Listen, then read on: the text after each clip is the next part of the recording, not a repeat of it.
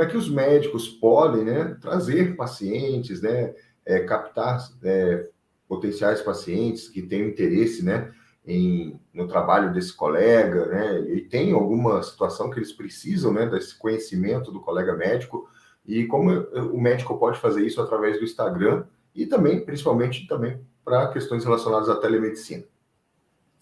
Então, Asdrubal, eu acho assim o Instagram uma ferramenta poderosa para o médico atrair pacientes, né? E essa ferramenta ela é muito poderosa porque ela tem um alcance sensacional, né? Hoje o Brasil o Instagram é a maior rede social consumida pelos brasileiros e ele tem um alcance enorme. Então, o médico que sabe se posicionar aqui no Instagram da forma certa, da forma correta, com ética, ele consegue atrair pessoas, né? Ele consegue atrair pacientes e, eventualmente, esses seguidores se tornam pacientes. Então, se ele monta uma estratégia muito bem feita e ele abre esse canal de atendimento através da telemedicina, né? O que eu digo sempre, ele precisa fazer essa junção, esse casamento. Então, ele monta um perfil no Instagram, ele traz conteúdo de valor, ele se posiciona, ele monta uma marca pessoal, e aí ele consegue atrair seguidores, possíveis pacientes, mas também disponibiliza outra ferramenta, porque ele vai atrair pessoas do Brasil todo, né? Então, ele precisa disponibilizar a telemedicina, né? A teleconsulta, porque senão isso acaba sendo um desperdício, é como deixar uma oportunidade em cima da mesa.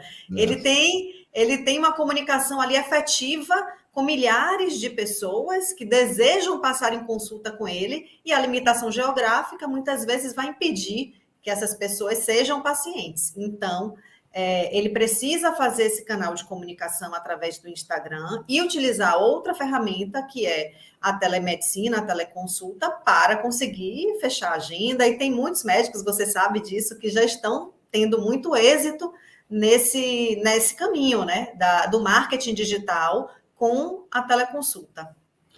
Porque muitos, às vezes, tem até uma boa presença ali no digital, acaba que tem uma procura grande de pacientes que são de longa distância e se ele não faz telemedicina, ele não tem como dar suporte a esses pacientes que desejam, né, a opinião dele, né, o conhecimento desse médico, fazer uma consulta, mesmo que seja à distância, que hoje está tudo dentro das normas, é certo fazer, está tranquilo, né, tem resolução do Conselho Federal de Medicina para isso, né, e também eu sempre vejo do lado do paciente, porque dá mais poder de escolha ao paciente, poder falar, eu quero que esse médico que vai me atender, mesmo que ele seja de 200, 300, 400, 1.000 quilômetros de distância, né?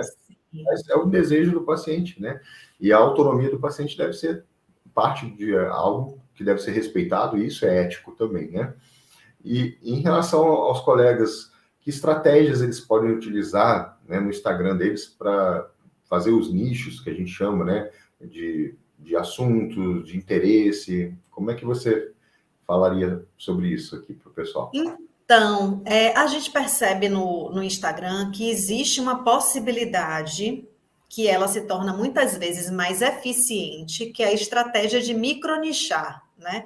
Então, da mesma forma que existem as especialidades, né, na medicina, no Instagram o médico também consegue fazer uma especialidade, né, no perfil médico dele. Então, ele resolve tratar de um único tema no Instagram dele. E por que isso é uma estratégia exitosa? Porque ele acaba sendo conhecido como um médico que fala daquele assunto. Então, ele vira uma referência na mente das pessoas.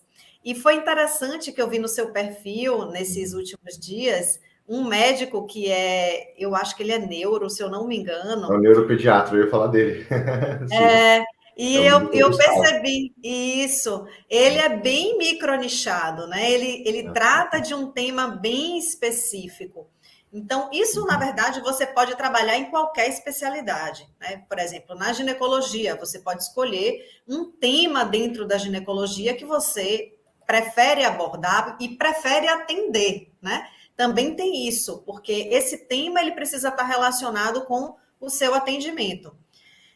Na psiquiatria, isso também é possível. todas as áreas, é possível que você escolha uma temática para trabalhar e reforçar essa temática para ser reconhecido como um especialista, né, naquela área específica que você está tratando.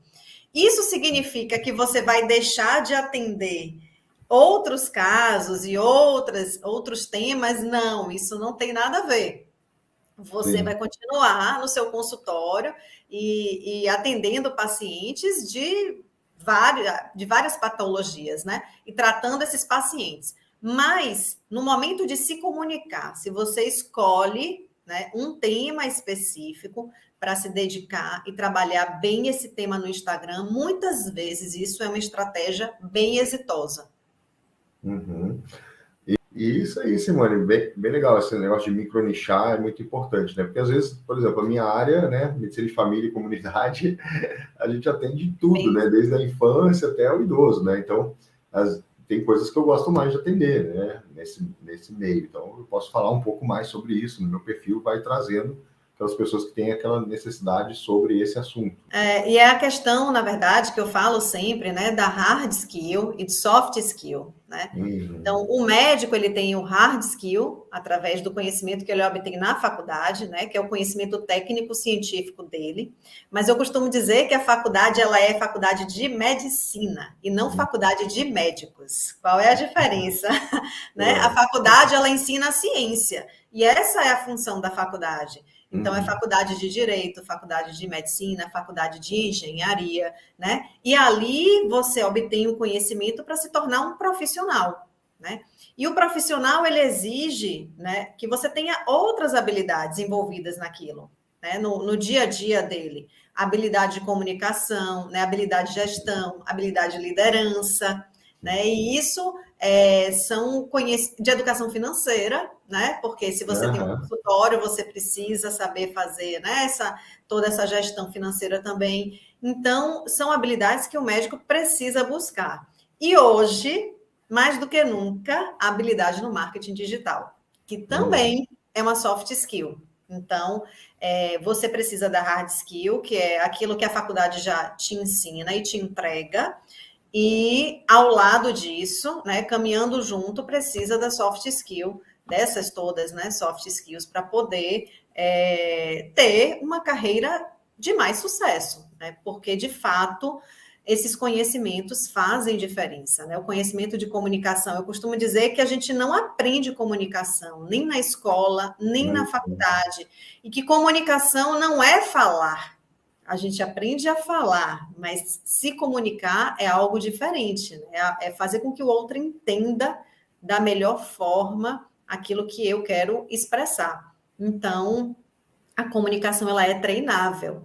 E eu tenho muitos alunos que são muito tímidos e que entraram no meu curso para tentar destravar até o perfil médico, porque eles não conseguem gravar vídeos, se expor e etc.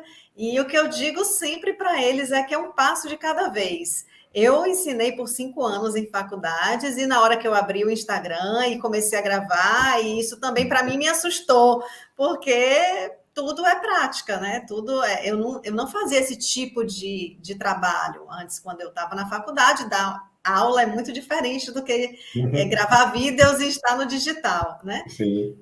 Mas a gente vai caminhando e vai treinando essas habilidades. Então, qualquer médico, ainda que ele seja tímido, ele tem a possibilidade de fazer um trabalho muito bem feito no digital, fazer um marketing digital bem feito, atrair pacientes e fazer a teleconsulta.